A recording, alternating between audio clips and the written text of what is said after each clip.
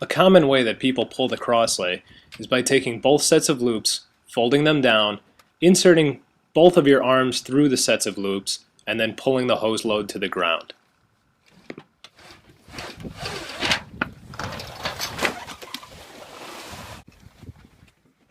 Another common way is by folding both sets of loops down, establishing yourself back on the ground, and then using your fingers in all 4 sets of loops to pull the crosslay.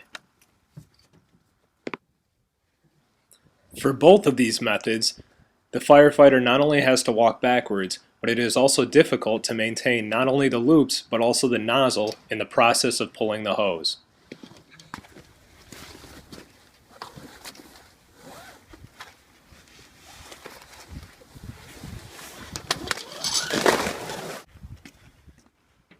That is why the training committee has endorsed this style of pulling our crosslay. The firefighter folds both sets of loops down, grabs hold of the nozzle and puts it over the back of his head, and then grasps the upper right and the lower left loop and is able to pull the entire hose bed down with one arm and maintain walking forward the entire time. With one hand on the nozzle and one arm through the hose, neither should end up in a mess on the ground after the hose bed is pulled.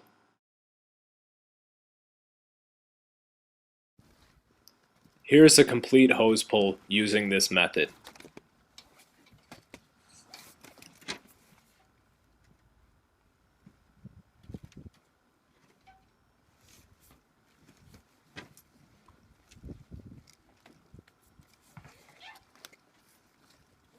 You will notice the firefighter stays in contact with both the nozzle and the hose the entire time.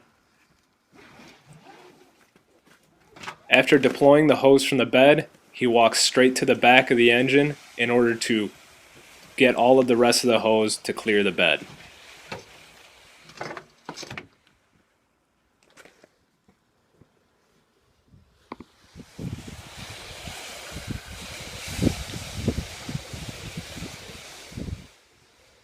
It is always important to flake out the remainder of the hose on the ground and be ready for entry.